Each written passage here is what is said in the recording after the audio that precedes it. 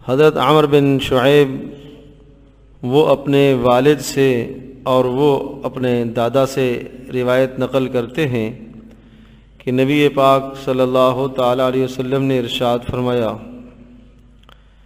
جو آدمی سبحان اللہ 100 مرتبہ صبح کہتا ہے اور 100 مرتبہ شام کو کہتا ہے، یہ ایسا ہے جیسا کہ اس نے 100 حج کیے ہوں۔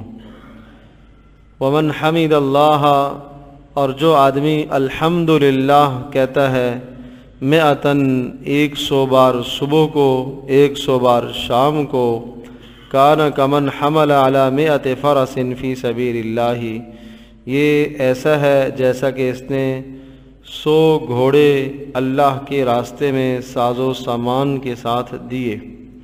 ومن حلل اللہ 100 بالغداۃ و 100 بالعشی، اور جو آدمی لا الہ الا اللہ 100 بار صبح 100 بار شام کو پڑھتا ہے، یہ ایسا ہے جیسا کہ اس نے 100 غلام حضرت اسماعیل علیہ السلام کے خاندان سے آزاد کیے ہوں۔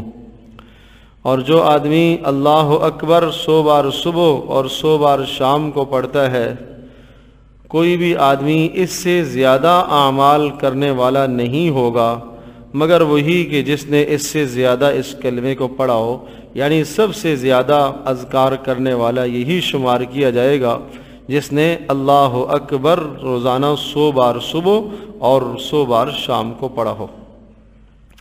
حضرت صلی اللہ تعالیٰ علیہ وسلم نے اس مبارک حدیث میں ان کلمات کی اہمیت کو بتایا ہے۔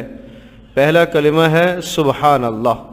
سبحان اللہ کا معنی اے اللہ میں تیری پاکی کا اقرار کرتا ہوں۔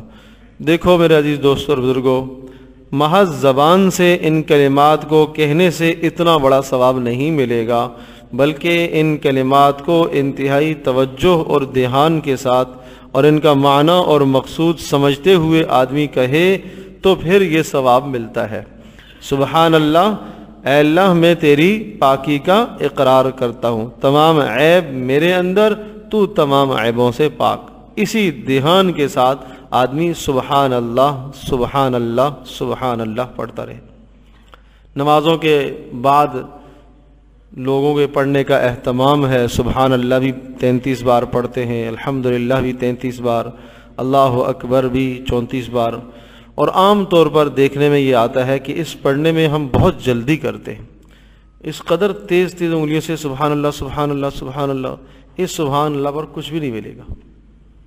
آرام سے پڑھیں، کوئی ضرورت نہیں 33 نہیں ہوتا 10 بار پڑھ لیں، 10 نہیں ہو سکتا 5 بار پڑھ لیں، لیکن بہت آرام سے پڑھیں، بہت آرام سے ٹھہر ٹھہر کر ایک کلمہ پڑھیں، سبحان اللہ سبحان اللہ سبحان اللہ، اور اس طرح سے ٹھہر ٹھہر کر پڑھیں گے تو آپ 3 دن کے اندر، چند دن کے اندر آپ اس کلمے کی مٹھاس دیکھیں گے، آپ کو احساس ہونے لگے گا کہ اس کلمے کی نورانیت دل میں کیسے اتر رہی ہے۔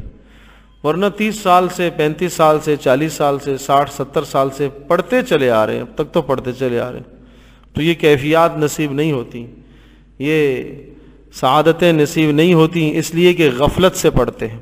تو غفلت بھی نہ ہو، تعجیل بھی نہ ہو، انتہائی آرام سے اور انتہائی دل جمی کے ساتھ آدمی سبحان اللہ کو پڑھے۔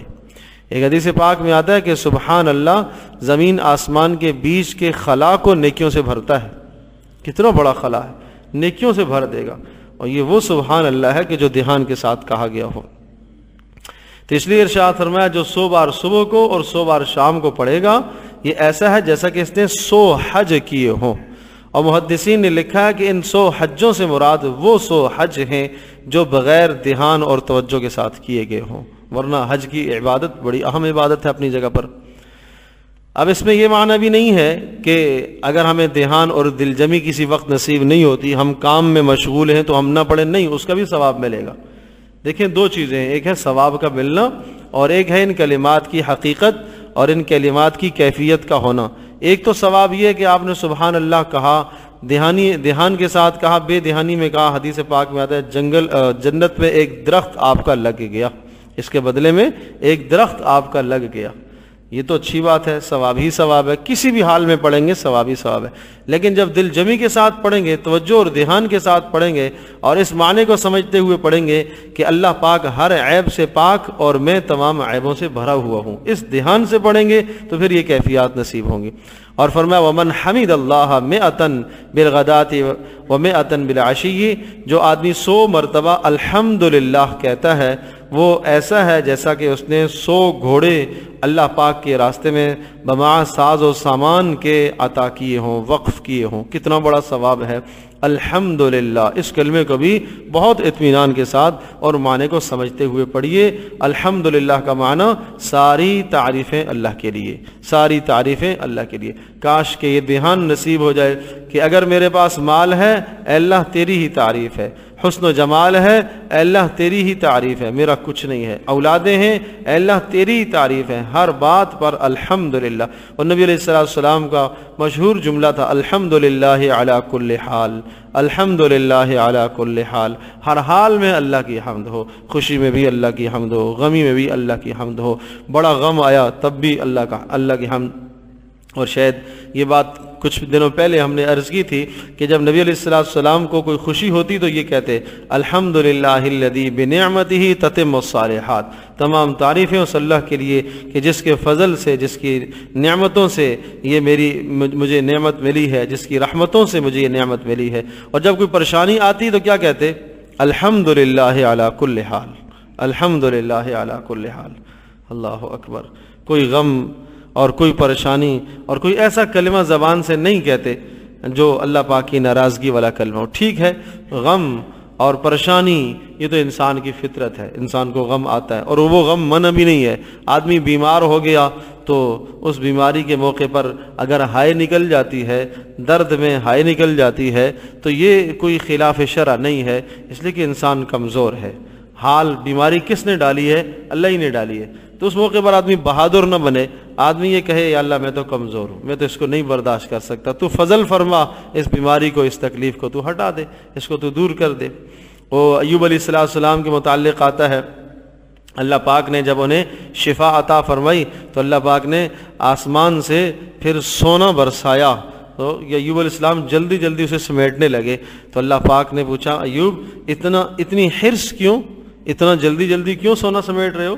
تو کہا اللہ تیری طرف سے عطا ہوا ہے نا، تو تیری طرف سے جو عطا ہونے والی چیز ہے اس سے میں مستغنی نہیں ہوں، وہ میری ضرورت ہے، آپ کا فضل ہے تو میں سمیٹوں گا، کیوں نہیں سمیٹوں گا؟ تو فرمایا جو آدمی الحمدللہ 100 مرتبہ صبح 100 مرتبہ شام کو کہتا ہے اس کو کتنا ثواب ملے گا؟ جیسا کہ اس نے 100 گھوڑے اللہ کے راستے میں سامان اور ساز کے ساتھ وقف کیے ہوں۔ ومن حلل 100 بالغداۃ و100 بالعشی کان کمن اعتق 100 رقبۃ من ولد اسماعیل، اور جو آدمی لا الہ الا اللہ کہتا ہے 100 مرتبہ صبح اور 100 مرتبہ شام کو، وہ ایسا ہے جیسا کہ اس نے 100 غلام حضرت اسماعیل علیہ السلام کے خاندان کے آزاد کیے ہوں۔ تو کتنا بڑا اجر ہے لا الہ الا اللہ کے پڑھنے کا۔ اور اسی لیے حدیث پاک میں آتا ہے، آپ علیہ السلام نے ارشاد فرمایا کہ لا الہ الا اللہ کا وہ مبارک ورد اور کلمہ ہے جو تمام اذکار میں سب سے افضل ہے، اور قیامت کے دن ایک طرف سارے گناہ اور ایک طرف لا الہ الا اللہ کا ایک لکھا ہوا چھوٹا سا پرزہ کاغذ کا ہوگا جس پر یہ لکھا ہوا ہوگا۔ ارشاد فرمایا کہ یہ لا الہ الا اللہ والا عمل یہ بھاری پڑ جائے گا تمام گناہوں پر، تو اس لیے اس کا اہتمام ہو۔ لیکن لا الہ الا اللہ بھی دھیان کے ساتھ۔ لا الہ الا اللہ میں کیا دھیان ہو؟ لا الہ الا اللہ کوئی بھی بندگی کے لائق نہیں ہے سوائے اللہ کے، کوئی بھی میرا مسجود نہیں، کوئی بھی میرا مقصود نہیں، کوئی بھی میرا مطلوب نہیں، اے اللہ تو ہی ہے، مشکل کشا بھی تو ہی ہے، حاجت روا ہی تو ہی ہے۔ اس دھیان اور تصور کے ساتھ لا الہ الا اللہ کو پڑھا کرے۔ اور فرمایا ومن کبر 100 بالغداۃ و100 بالعشی، اور جو آدمی اللہ اکبر پڑھے گا 100 بار صبح 100 بار شام، ارشاد فرمایا اس دن میں جتنے بھی لوگوں نے اذکار کیے ہیں سب سے زیادہ اس آدمی کو ثواب ملے گا۔ ہاں کوئی آدمی اگر اس سے زیادہ پڑھ لے تو اس کو اس سے زیادہ ملے گا، ورنہ جتنے بھی اذکار آج کے دن میں پڑھے گئے ہیں، جس نے اللہ اکبر صبح 100 بار پڑھا 100 بار شام کو، اس کو ان سب سے زیادہ اجر ملے گا۔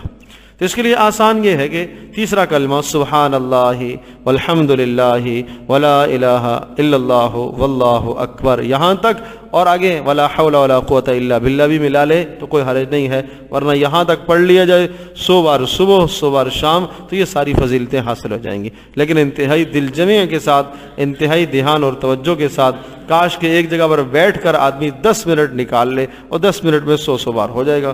10 منٹ صبح نکال لے، 10 منٹ شام کو بستر پر بیٹھے آرام سے یکسوئی کے ساتھ، دل جمی کے ساتھ سبحان اللہ والحمد للہ ولا الہ الا اللہ واللہ اکبر پڑھے، بہت بڑا اجر ہے، اور ان کلمات کی حقیقت اللہ پاک اسے نصیب کرے گا جب دل جمی کے ساتھ، دھیان کے ساتھ پڑھے گا۔ اللہ پاک ہم سب کے لیے عمل کرنا آسان فرمائے۔